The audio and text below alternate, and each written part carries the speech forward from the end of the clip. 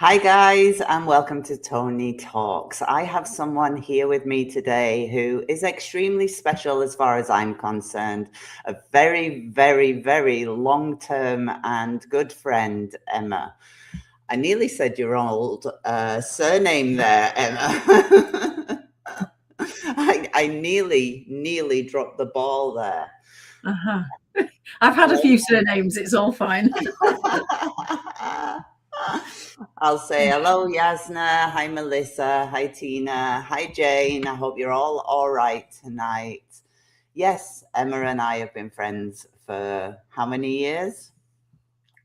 31. Oh. 31. 31 years. Yes. Well, we were only 5 when we met. Yes, that.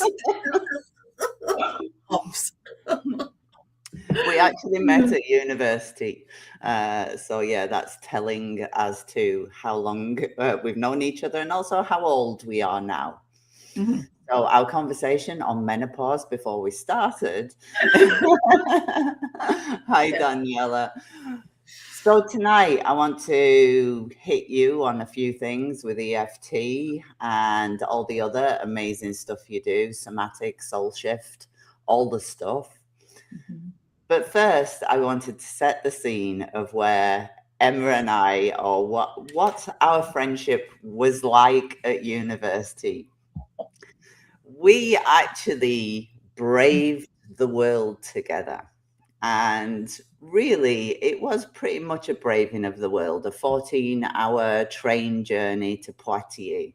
We were on a year, whatever you call it, gap year. It's not even a gap year, is it? It's part of, we did French and German at uni. So we had to. And we survived. I think I ate Mars bars exclusively for a year. Yeah, I think I had noodles and biscuits. I think that was it. We survived, and I wanted to share my favorite memory of Emma, and also it kind of incorporates the kind of friendship we had, but also the kind of weirdness that we had within life. And in Poitiers is a beautiful place, an absolutely beautiful, picturesque place. And we used to take a walk or a bus down into Poitiers town centre. And there's this gorgeous park in the center of town. I mean, it really was landscaped and just beautiful. And we'd sit down on a park bench and we'd be looking at all the buildings in Poitiers, how beautiful they were. And we saw this one with a balcony. And one of us said, I can't even remember now who, one of us said, can you imagine living there? Well, I don't know how long we spent imagining that we lived there, but we also created characters for ourselves. Emma became Miss Johnny Penny, and I became Chicky Suave. And we lived in this apartment and we solved crimes, I think. I think we solved crimes. Not sure, but there was quite a few stories that well, this is before phones. This is before the internet came Yeah, we had along. nothing to do with these. Nothing. So we spent our times playing cards, didn't we, in the halls of residence and stuff, and making stories up. But the funniest thing is that Emma still has the email. Yes. Mr. Johnny Penny. Yeah. After all these, so it obviously had a place within you for all those years. Yeah. It did. And if anybody now, like, it, you know, like if you go to, I don't know, Dunelm and they go, have you got an email address for the receipt? And I go, no, because I can't be bothered to A, to spell it and B, to explain it, because people are like, what now?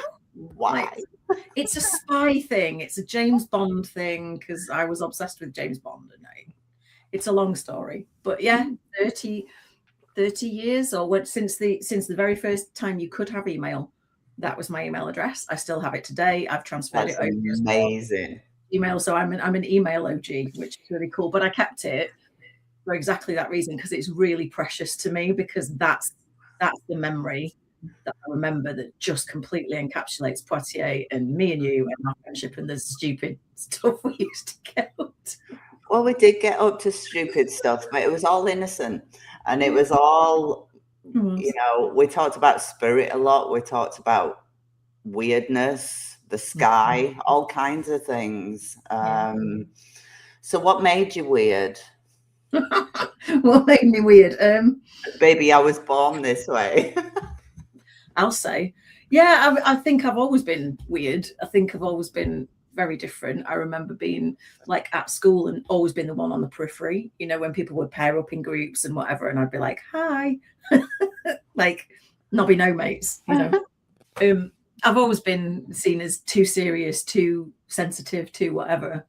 And it wasn't. Well, you had those issues at uni as well. Not that you were outside, because you weren't outside by any stretch of the imagination, but you had your own anxieties within it. Absolutely. And it was anxieties that kicked in probably when I was 13, 14. So thanks, estrogen. And ever since that point, you know, it stayed with me in various guises and led me to do some stupid stuff and get into debt and all the rest of it, you know, trying to fix it, trying to feel better. And that actually, I'm kind of grateful for that, because that's why I came across EFT in the first place. And it was like one of them holy shit moments where you do something and you're like, oh, this is the thing. Like, and everything else just fell away. So I can't be pissed off about it, because it led me. What is the thing with EFT? I'm trying to distill it, is the thing. So it made my head be quiet inside. After all, I love that. Do you know what, Emma? That's what I teach. The most precious thing in life is when your thoughts are quiet. Yeah. That's amazing. I didn't know. Obviously, I don't use EFT myself. That's something you'll have to teach Jane and I. But I teach students all the time, especially with mediumship, anything spiritual. If you want to be your best spiritual self, just stop thinking. Yeah, and isn't that hard? Because this meat suit that we've been gifted is fabulous, and it's prehistoric still, almost, in a lot of ways. Very prehistoric. And then you look at these things and you've got all the notifications coming from these things and the telly and the multiple messages everywhere, and then conversations and partners and kids and dogs wanting a piece of you, and it's all like, ugh. And when you are, I guess, an anxious demeanor anyway, and you struggle with regulating your own thoughts and your own emotions, and that downward, you know, spiral that we can very easily get in. I got to the stage where I just nothing was working. I tried counseling, I've tried antidepressants, I've tried all sorts of things. I've tried ignoring it, I've tried spending money on it, I've tried getting drunk, I've tried everything, you name it, I've tried it almost. And EFT was the only thing where literally within the first 90 seconds of doing it, I was like, And why do you think that is? Do you think it's because it is a very physical representation, you know, something tangible that takes your thoughts because you're focusing on actually the tapping itself? I think that's part of it, but the way that EFT works is it's actually a lot deeper than that. So the way that EFT works is when you're thinking about something that is stressful, there is an originating emotion. So whatever's happening to you, if it's stressful in the moment, usually it's because it reminds you of something in the past that happened that was awful. And when that happens, you trigger. And when you get when something happens in the past that becomes a trigger, your limbic system sears an emotion into the nervous system. And you have a little flash of a memory. So whenever you're in any way, shape or form, even slightly reminded of that thing in the past, a little flash of a memory comes up through the hippocampus, probably too fast for you to notice.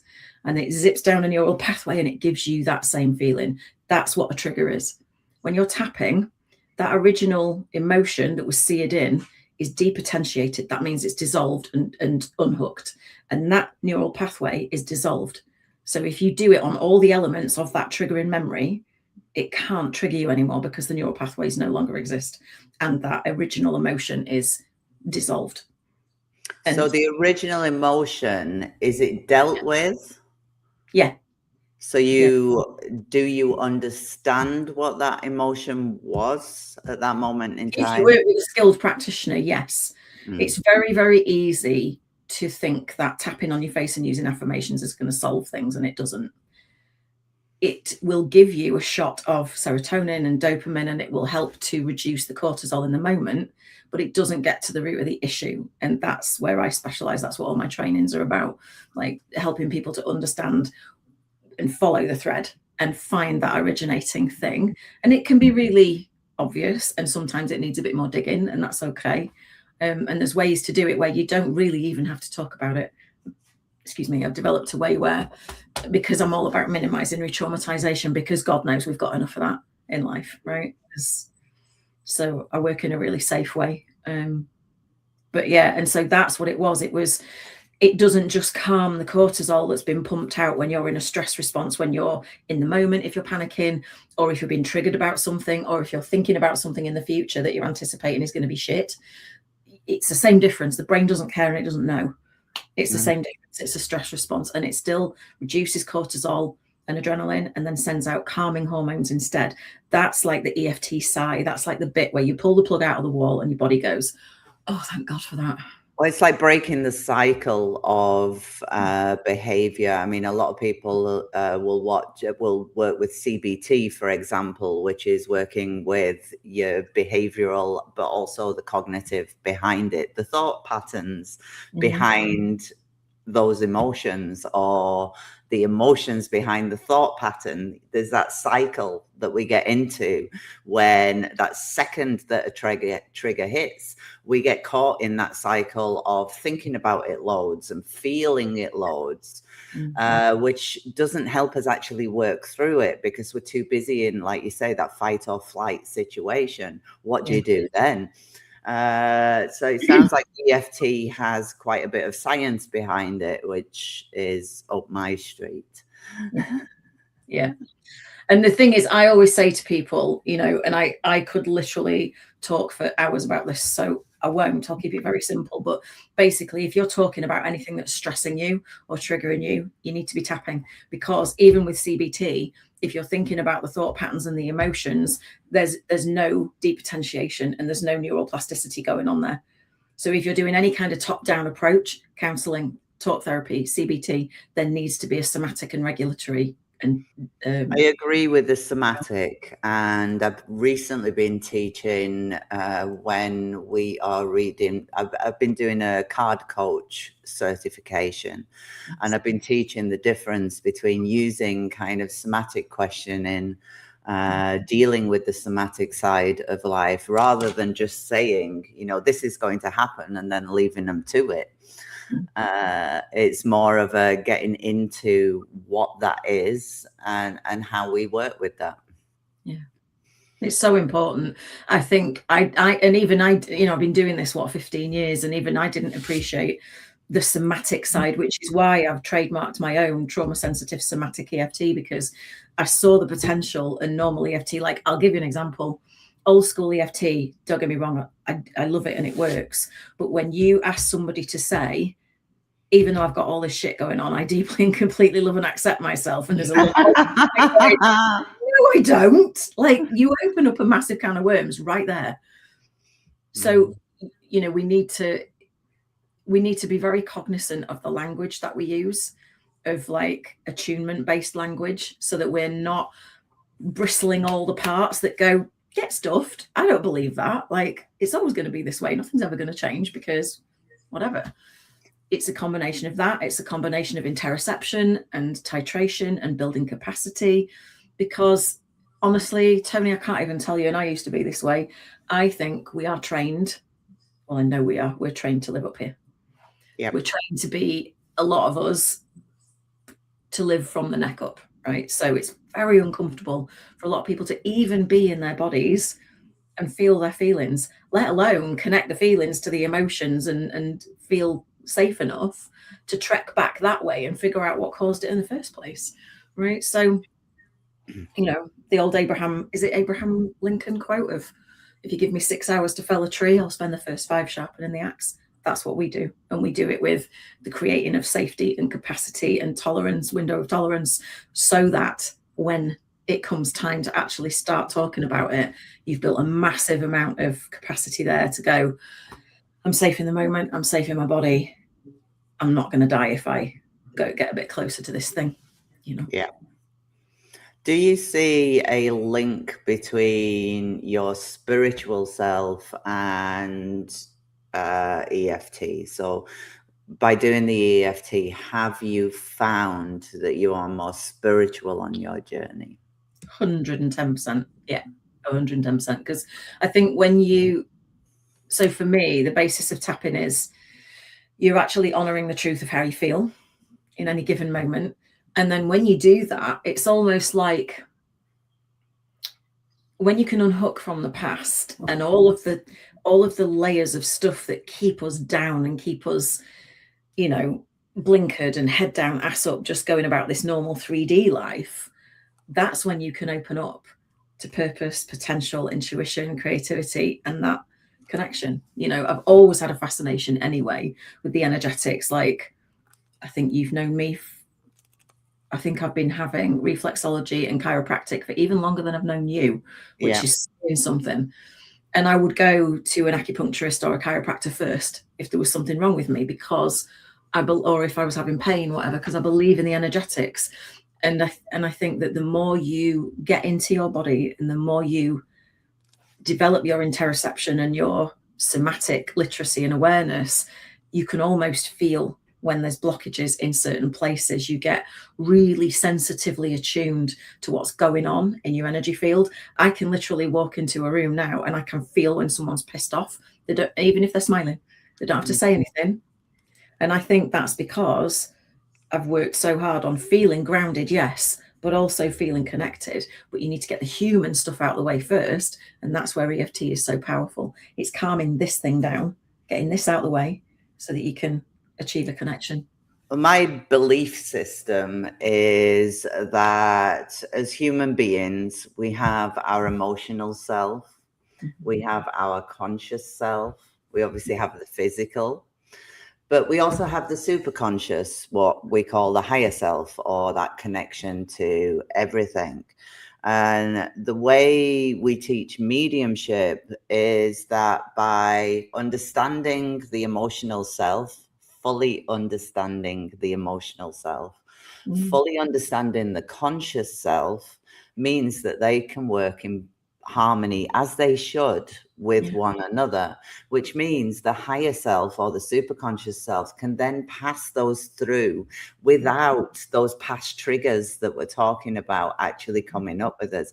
So I believe that it's really important to marry or understand ourselves fully at the emotional and conscious level so that we can be our best spiritual self. So that's why I asked the question on spirituality.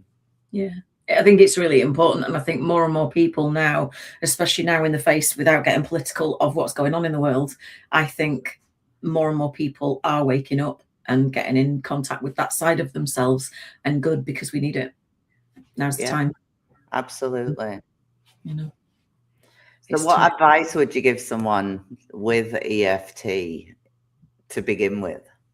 A really easy way to get started is obviously grab a freebie that shows you the tapping points and all of the rest of it. But even if you only pick one place to tap, and an easy place is either the side of your hand, doesn't matter which one, or underneath your collarbones.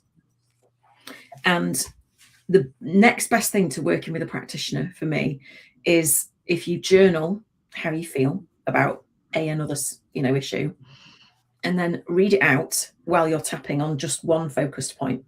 This is a good one because all the meridians run through here, which means you're hitting all the potential emotional blockages and ins and outs. And just read out what you've written. And the reason I say that is because when we read it out, the brain hears it differently to how it does when it's in your mind. And it creates that flash of the memory, the zip down the thing, and the trigger, right? We hear it, we have a visceral reaction to it. And as you're tapping and reading it out, you're doing the depotentiation, you're doing the neural rewiring, And it's the closest thing to working with a practitioner that I have found. And as long as you know that if you start getting emotionally overwhelmed, keep tapping and breathing, take the language out of it. And that's the easiest way to get started, really. Because your words are the most powerful thing that you can ever use. I could give you a 300-page script that wouldn't, it wouldn't be anywhere near as good as the language, because the language that you choose to use for something, your markers and your identifiers are the exact thing that your brain and your cells recognize that bring that trigger up. If I use a slightly different word, if you said I'm fearful and I said I'm terrified, it's not the same. It doesn't carry the same frequency and vibration, right? So it's very, very personal to each person, hence the reason your words are really a lot more powerful. I love the use of the word vibration and frequency, because I think that's what we need to be thinking of in terms of spirituality a lot more. I saw something on Facebook yesterday or today, and it just made me think for a second, because obviously I work with frequencies anyway. I do a lot of different modalities that deal with different frequencies. And we have that visible frequency that we can see, but also frequencies that we can't see. Even radio waves, we can't see them. But what I found interesting was they were speaking about birds. And birds having the extra added visibility so that they can see things that we can't. They can see different frequencies either side. But in this Facebook article, it says actually our eyes have the capacity to do that. But we as human beings have forgotten. So we could see, technically, scientifically, we could see the Earth's magnetic force like birds do, but we can't. Isn't that interesting? And it's funny because way back when, on one of the Tapping Solution World Summits, I listened to an interview with Dr. Dawson Church. Love that guy, fabulous. And he was talking about this chap that he was working with who had gone deaf in one ear, or pretty much deaf in one ear. And they were at the Esalen Institute. And so it was down by a lake. And they were working on it and they were tapping on, it's never going to change. The doctor said so. That's my diagnosis, blah, blah, blah. What's set in stone, what's concrete, exactly what he knew. And as they tapped on all of that and the diagnosis shock and everything else, all of a sudden, his hearing came back. And it was 85, I think he said 85, something like that, % gone in that one ear. And this guy started laughing because he could hear the water lapping on the shore down at the lake. Wow. And that really opened my eyes, because I thought, actually, if we can work with tangible, like the submodalities, sight, sound, touch, taste, smell, if we can work with that and change it, what the hell else can we do? And that really opened it up for me. And so I use tapping to connect to creativity, to connect to, angels and whatever else I'm doing at the time. I've done a tap-in for your community before, to open up before you do your readings and stuff like that, because it's really important. I call it getting into your own channel, because there's so much stuff out there. I like the image of dropping below the noise, almost like it's below the surface of the water when everything goes quiet and you just come back in your own channel, and it's almost like you feel a click, like I'm in. Well, I've got to say, I can see a huge difference in you. Obviously, age and time creates that anyway. Yeah. But you have got a calmness about you that you didn't have when you were younger. That's for sure. Oh, yeah. It's a bit antsy. Just a little bit.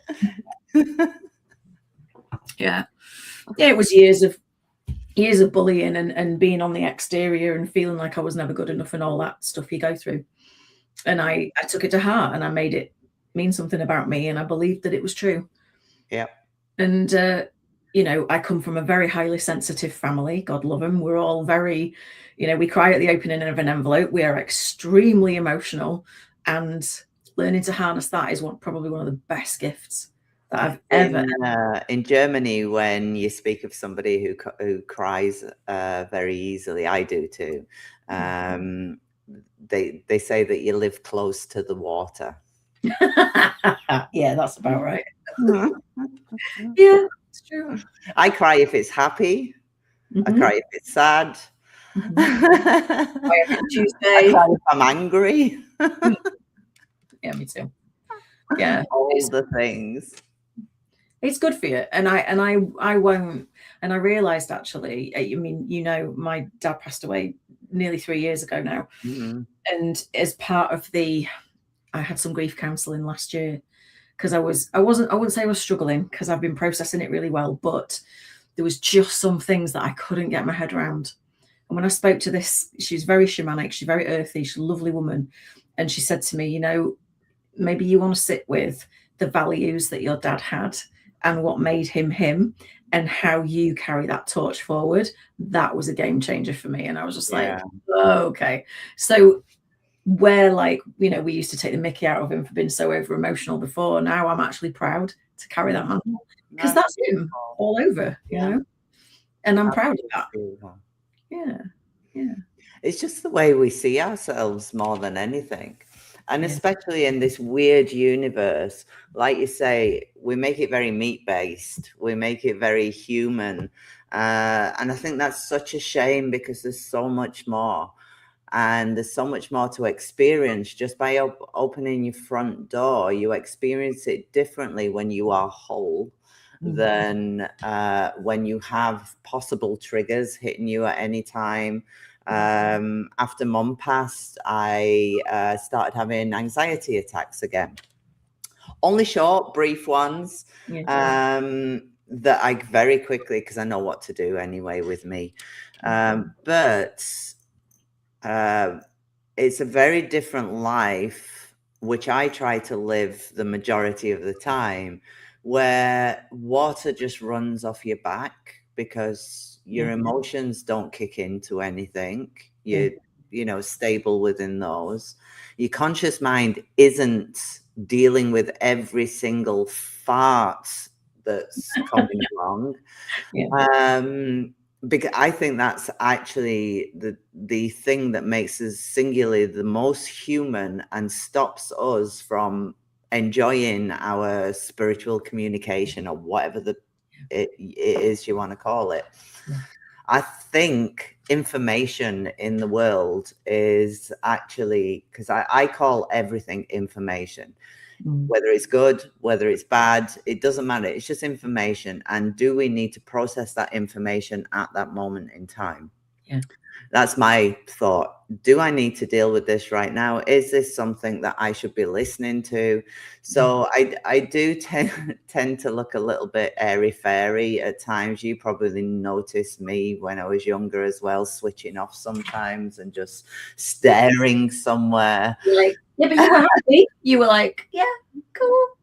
And it's all fine. You looked blissful. And so it was a state actually that I was coveting, because I was like, at that point in my life, I was like, how is she doing that? Like, that's got to be some kind of superpower.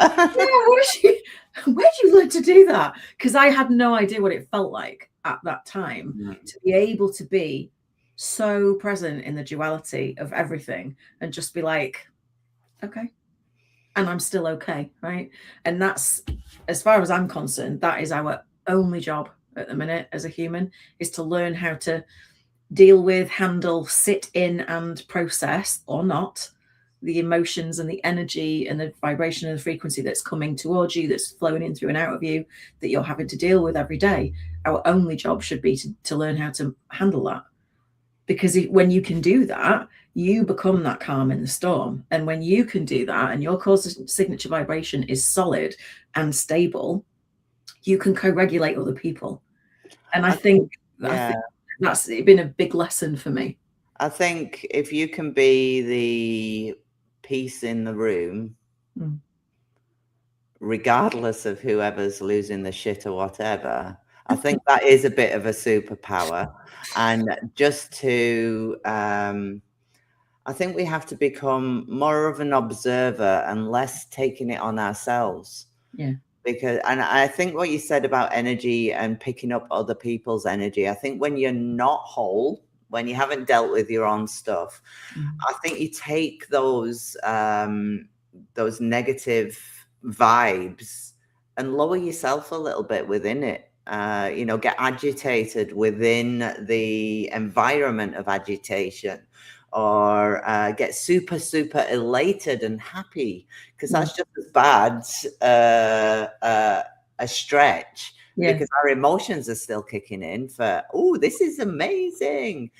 Yeah, but we still need to actually, be in that center, which I can't do all the time, but I try my best to do as much as possible. But be in that center, then we're not as affected by what comes in. Absolutely. I mean, we're effectively, a shitload of grandfather clocks on the wall. We entrain with each other, don't we? And so if you're in a room full, or it's very easy to entrain with somebody who is not vibrating at, at a level that you want to be. And so I think you have to have that stability in your own frequency to be able to stand apart from that if you need to, and be like, I think it's also you said how you can change the essence of others as well. So if we're being peace and light and whatever, calm, not even light, just at one with ourselves, then it kind of neutralizes all that anyway. Yeah. And it's funny because I used to, well, as you know, I used to get really pent up about other people and how they behaved and what they said. And everything meant something about me, because that's how I'd learned it, right? Everything either meant something good or bad about me or whatever. And when you learn that actually everybody's on their own journey, and if you can stay that stable force, life just becomes so much more joyful. And it's like, even when Dad died, people said to me, how are you back at work so soon? I was like, don't make the mistake of thinking that I'm not sad and I'm not crying about it when I'm not on camera. I am. And if I hadn't have done all the regulation work I'd done for the 12 years prior, I would still be in bed now with a box of hankies crying, right? But I would be too. You bounce back. It's your bounce back ability. That's, for me, what regulation really is. And I think that co-regulation piece, we need it so much right now. I agree. I agree. We need to heal the earth as well, because it's all a bit dodgy right now. Jane says, we all have our times and days where we take trips to Trigger City. Some days we lose ourselves as we drive around, and other times it's just passing through. Recognizing that is key for me. I love that. I love a good analogy. I'm going to remember that one. That's really nice. Because we're not robots. About you at university that really, really, I remember it shocking me one day, because obviously I saw you as my friend. I didn't see, I didn't see you through the eyes as which you saw yourself. And I don't know where we were going, what we were doing, but you looked at me and you went, I'm fat. Oh, God. And you so weren't. I was 10 stone wet through, like, I wish somebody would have slapped me at that point. Where's she getting that from? Yeah. I know I was stick thin because I didn't eat anything but Mars bars for a year in France. But I think it was the first time I'd looked at you and I thought, she doesn't see herself the way that the outside world is seeing her. I never did. I didn't for a very, very long time. And I think, to be fair, I think a lot of girls have that. But, I did too. Yeah, but I was chubby from a young age, and there's a lot of reasons which I won't bore everybody with now, but there's a lot of reasons for that led to me seeking solace in food at a very young age. And so I've always carried more weight. I'm overweight now, if you like, in that sense. But back then, when I thought I was fat and I was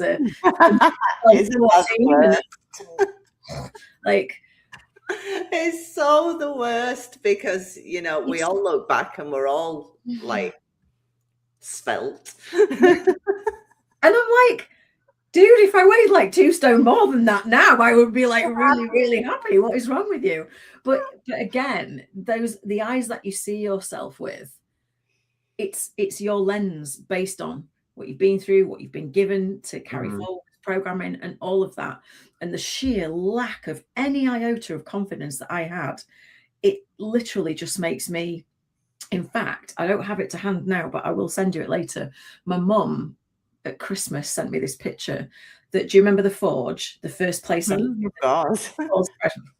in lovely Pallion? Any Mackhams, please do not be offended, but my God. It was subsiding. The entire building was like, hooray! It's not there anymore, is it? I'm not surprised. I'm sure it's probably sunk by now. She sent me a picture of me walking down the hall, I think, and I was on, or I don't know, I was on the phone or something, and I just looked so sad, so sad all the time. Every picture of me, it was like I had no light on inside. You had a heaviness to you in that way.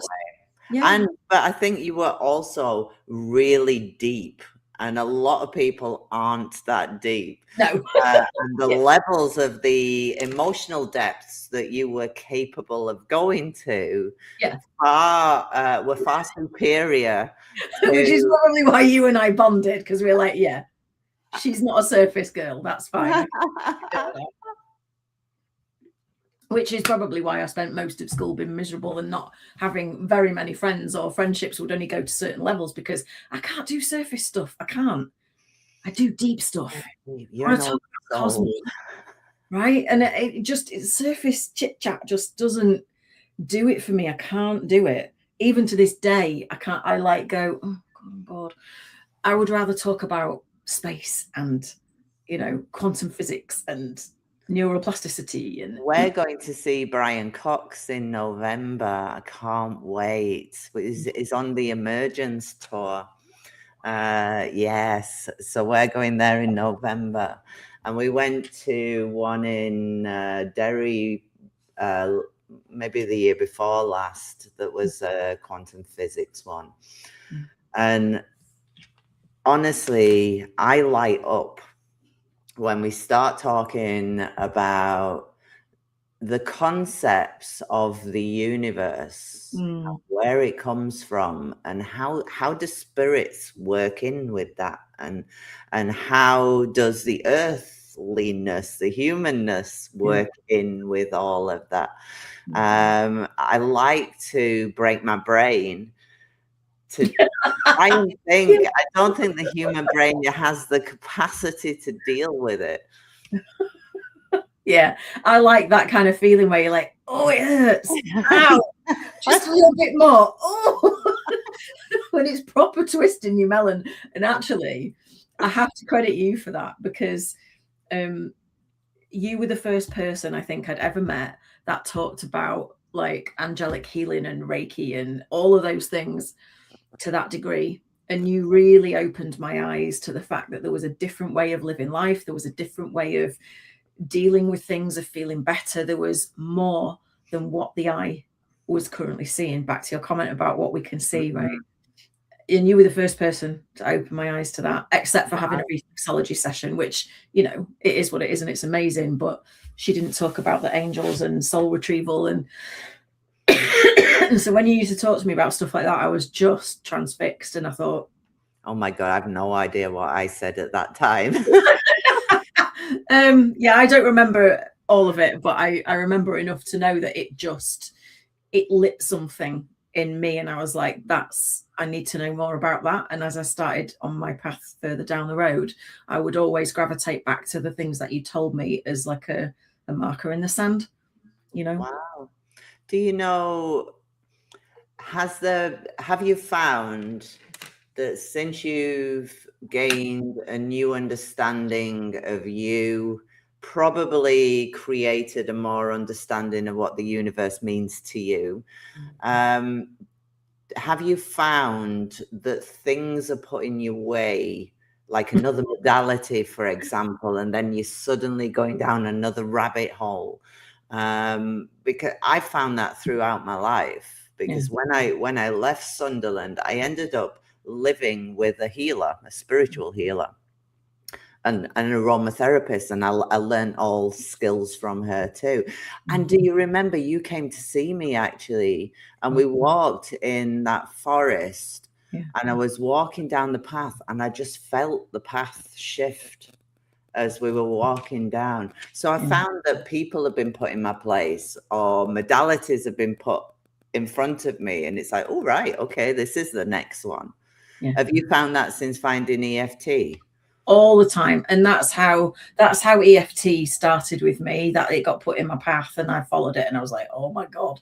But since then, I have found some other modalities, but I've also created my own stuff based on my own perception. And that's where, SoulShift comes from, with the infinity loop and how energy actually works in the body, the electric systems, and how it works in the universe, and the ebb and the flow of life, and the masculine and the feminine, and all of that.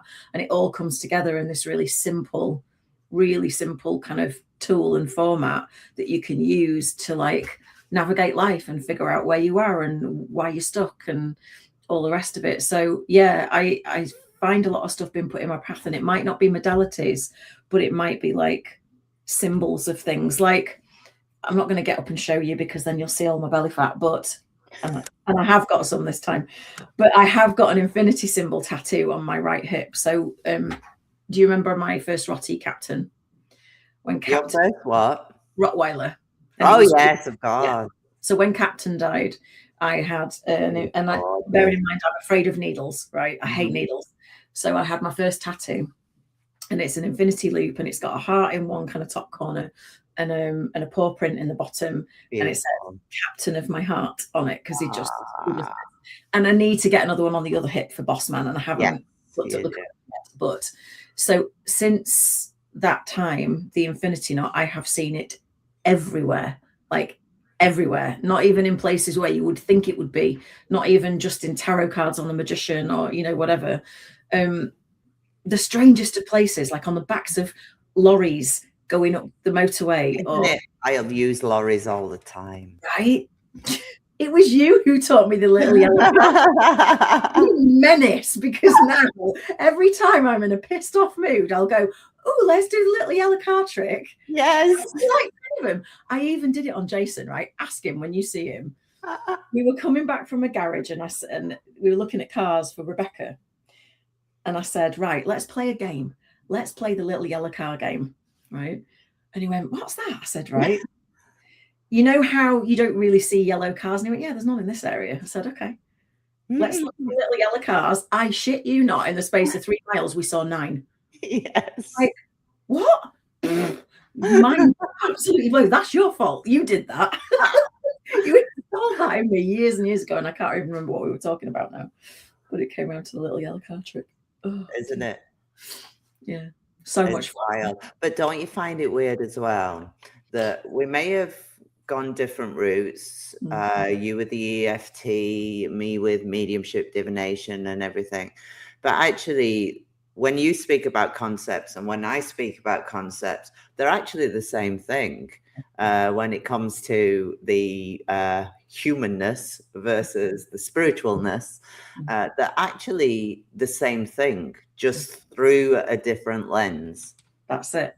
And the reason that I started even going down the sciencey lens in the first place was because when I first got into EFT, and you know how you do, you get into something and you want to tell everybody. And I would talk about a disturbance in the energy field and this, and people would just shut down and they get no information. So I started researching it and getting even more into it, and studying David Feinstein's stuff and Donna Eden and all the rest of it, and Dawson Church. And then I started piecing together the science of it, and I was like, this is so much simpler than that. Exactly. And I thought, you know what? Meet people where they're at with stuff. Once you get the buy-in, and the easiest thing for me was teach people how to get a buy-in physically, so that they feel physical relaxation, ease, calm, peace in the head. Once they get that, and I love me a skeptic, right? Once they get that, they don't go back and it's like, I've done tapping before, but it was never like this. No, because you need to understand it through the lens of what it really is, which is that your body is literally built for it. You've got an entire network and system of buttons you just have to press, like a release valve.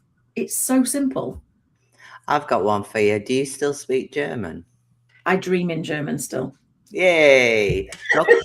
Apparently, I don't. I talk in my Dr. Stelzel. He speaks about frequencies a lot, but he also marries the science and spirituality together. He's the one that took me on a path of symbols. Okay. There's a whole healing system with symbols based upon science, yes, and spirituality. So it kind of explains concepts that otherwise, I think, you know, I was always the person that says, well, I can't prove this. Mm. Do you know what I mean? I can do it with you and I know it works. Yeah. But I can't prove it. So I can't substantiate it in science. And then I found Dr. Stelzel, and he took me on the route of physics. And well, I was always into physics anyway, but down the lines of quantum physics and stuff. So all his books are in German. That's why I asked. Oh, yeah, I'm not as fluent as I was, but I can watch a German film and completely understand it and go, them subtitles are rubbish. Like, not what he said. I'm fluent enough to do the subtitle. Isn't it funny though? I was the one that says, I'm not going to Germany. I never want to go to Germany. So I stayed in France for the whole year. Yeah. And then ended up living in Germany. I think that's spirit having a laugh with me. Yeah, exactly. Well, you got led to where you needed to be to learn what you needed to learn, right? It's not. Yes. There's no accident. I don't believe there's any accidents in any of it. No, because if I hadn't gone to Germany, I wouldn't have found the Kipper cards that I love so much, the Lenormand that I work with so much, and also Dr. Stelzel, and there's a company called Barge Pendulum.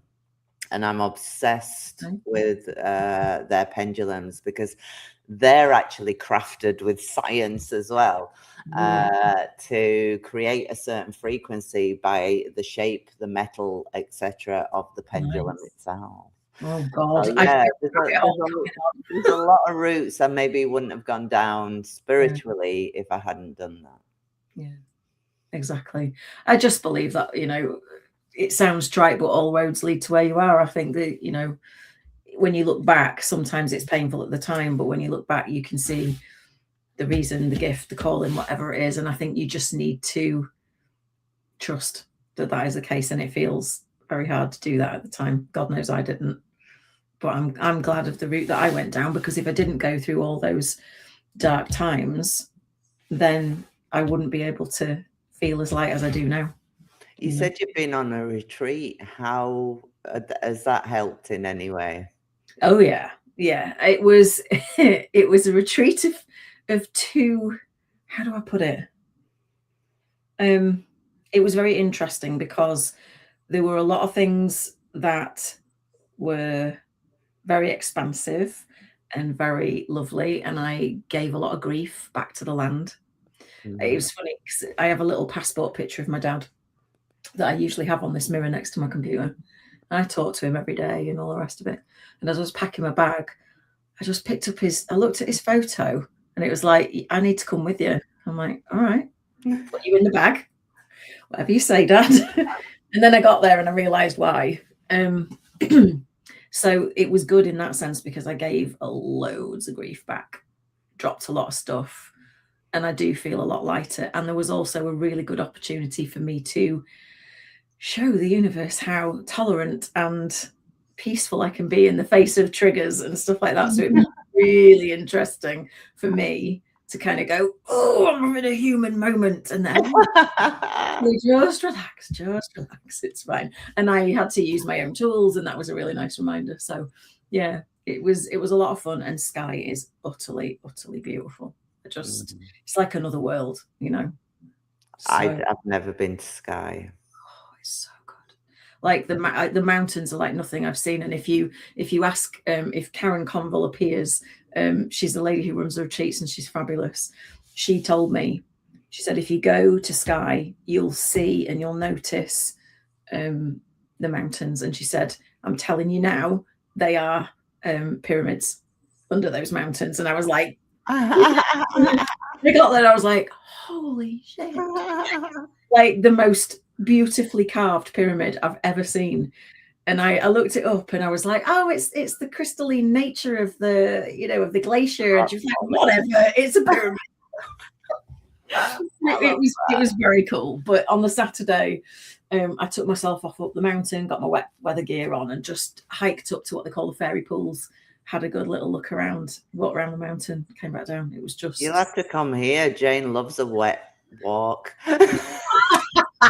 Nice. Well, now I've got a load of wet gear. I'll put your wets on and go in the mountains. I'm game. Count me in. Well, you and Jason are always welcome, as you know. Thank you. Jane said, without darkness, there is no light. I have found for myself in those times, I discovered qualities and strengths and awareness that I didn't think I'd have otherwise. Yeah. Yeah. And therein lies the gift, right? After the fact. Yeah, and I don't, you very rarely realize it at the time, I don't think, but it becomes so precious afterwards when you look back and you go, oh, okay, I get it now. So where do people find you, Emma? Oh, well, I grew up on Facebook, my business. So I'm Emma Starling. You didn't grow up on Facebook. My business. You grew up pre-Facebook. I grew up in Scunthorpe. I know what you used to say about Scunthorpe as well, but we can't say it on YouTube. We can't, but I didn't realise. So think about the word and think about the spelling. And I did not know that word existed inside of that word until I was 22 years old. Wow, I don't think that's true, because I'm sure you said it to me when we were at university. Who put the... Yeah, well, it was double. It was at least 20, 21 then, because somebody said it to me. They looked, they shouted it, and I went, what? And they pointed at the road sign. I went, oh, it was like, I couldn't. My mum and dad moved to Eland, just outside. Right. So they've gravitated to that area as well. Okay. Yeah, my sister-in-law lives in Eland. Nice little spot. So where do people find you? They find me on Facebook, Emma Starling, or my Evolved Energetics business page on Facebook. I am Evolved Energetics on Instagram. I'm Emma Starling on LinkedIn.